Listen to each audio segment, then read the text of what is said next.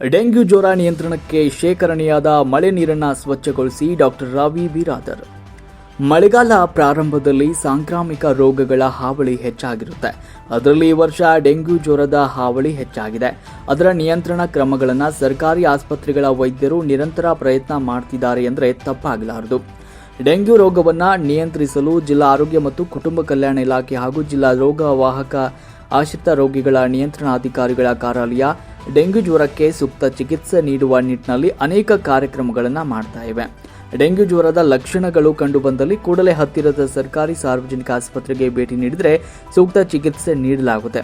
ಅದಲ್ಲದೆ ಸಾರ್ವಜನಿಕರು ಮುಂಜಾಗ್ರತಾ ಕ್ರಮವಾಗಿ ಮಳೆ ನೀರು ನಿಂತಿರುವ ತೊಟ್ಟಿಗಳನ್ನು, ಡ್ರಮ್ಮು, ಬ್ಯಾರೆಲ್, ಮಣ್ಣಿನ ಮಡಿಕೆಗಳಲ್ಲಿನ ನೀರನ್ನು ವಾರಕ್ಕೆ ಒಮ್ಮೆ ಆದರೂ ನೀರು ನಿಲ್ಲದಂತೆ ಎಚ್ಚರಿಕೆ ವಹಿಸಬೇಕು ಎಂದರು. ನಂತರ ಆರೋಗ್ಯ ಇಲಾಖೆಯಿಂದ ರೋಗ ನಿಯಂತ್ರಣ ಕ್ರಮಗಳ ಅರಿವು ಮೂಡಿಸುವ ಬ್ಯಾನರ್ ಹಾಗೂ ಪ್ರತಿಗಳನ್ನು ವಿತರಿಸಲಾಯಿತು.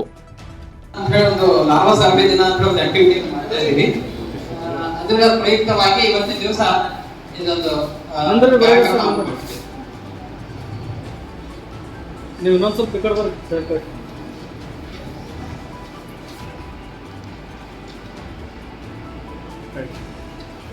ಜ್ವರಗಳು ಲಕ್ಷಣಗಳು ಕಂಡು ಬಂದರೆ ನಿಮ್ಮ ಹತ್ತಿರದ ಆಸ್ಪತ್ರೆಗಳಿಗೆ ಭೇಟಿ ಕೊಟ್ಟಾಗ ಅವರು ರಕ್ತದ ಮಾದರಿಯನ್ನು ಸಂಗ್ರಹಣ ಮಾಡಿ ಅದನ್ನ ಜಿಲ್ಲಾ ಆಸ್ಪತ್ರೆಗೆ ನಾವು ಸ್ಯಾಂಪಲ್ ಎಲ್ಲ ಕಳಿಸ್ತೇವೆ. ಅದರಲ್ಲಿ ಡೆಂಗ್ಯೂ ಪ್ರಕರಣ ಕಂಡು ಬಂತಂತಂದ್ರೆ ಅದು ಸೂಕ್ತವಾದ ಚಿಕಿತ್ಸೆ ಕೊಡ್ತೇವೆ. ಡೆಂಗ್ಯೂಗೆ ಯಾವುದೇ ರೀತಿಯಾದಂತಹ ಒಂದು ಸೂಕ್ತ ಚಿಕಿತ್ಸೆ ಇಲ್ಲ, ಅದಕ್ಕೆ ನಿಯಂತ್ರಣ ಒಂದಿನೇ ಇದೊಂದು ಸೂಕ್ತ ಮಾರ್ಗ ಇದೆ. ಅದನ್ನ ನಾವು ಎಲ್ಲರೂ ಒಟ್ಟಾಗಿ ಏನಪ್ಪಾ ಅಂತಂದ್ರೆ ಇದನ್ನ ಸೊಳ್ಳೆಯನ್ನ ಕಚ್ಚುವ ಹಾಗೆ ತಡೆಗಟ್ಟುವುದೇನಪ್ಪಾ ಅಂತಂದ್ರೆ ನಾವು ನಮ್ಮ ಸುರಕ್ಷತೆ ಏನಪ್ಪಾ ಅಂತಂದ್ರೆ ಮಲ್ಕೊಳ್ಳುವಾಗ ನಾವು ಮಚ್ಚರದಾನಿ ಹಾಕೊಂಡು ಮಲ್ಕೋದಾಗಿರ್ಬೋದು, ಸೊಳ್ಳೆ ಪರದೆಗಳನ್ನು ಹಾಕೊಂಡು ಮಲ್ಕೋದಾಗಿರ್ಬೋದು, ಅಥವಾ ಓಡೋಮೋಸ್ ಅಂತ ಹಾಕೊಂಡು ಇಟ್ಕೊಂಡು